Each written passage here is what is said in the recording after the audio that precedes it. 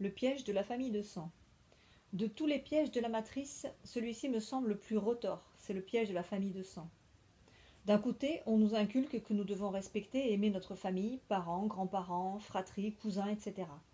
Et cela fait partie de notre éducation dès notre plus jeune âge. À la maison, à l'école, à l'église, on ne peut absolument pas y échapper. Et pourtant, combien de tragédies pourrions-nous éviter si chacun de nous savait que nous pouvons être de la même famille de sang, sans forcément être de la même famille d'âme. Et que la famille la plus importante est la famille d'âme, justement. Pourtant, on choisit sa famille de sang, mais à des fins d'expérience et d'ouverture de conscience, alors que notre famille d'âme est liée à nous par le cœur, celle du sang l'est par le mental. C'est une illusion, une de plus. Parfois, des personnes de notre famille de sang sont aussi de notre famille d'âme.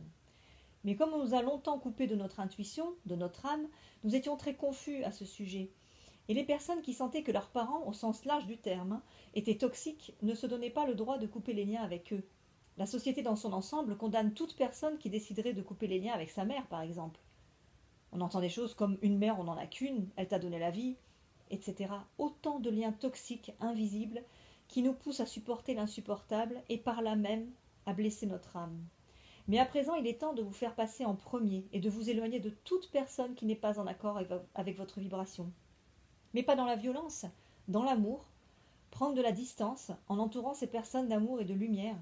L'univers est à la manœuvre en ce moment, j'en fais l'expérience depuis ces derniers mois. Il m'amène des situations conflictuelles ou des situations qui ne laissent aucun doute sur la toxicité de personnes proches.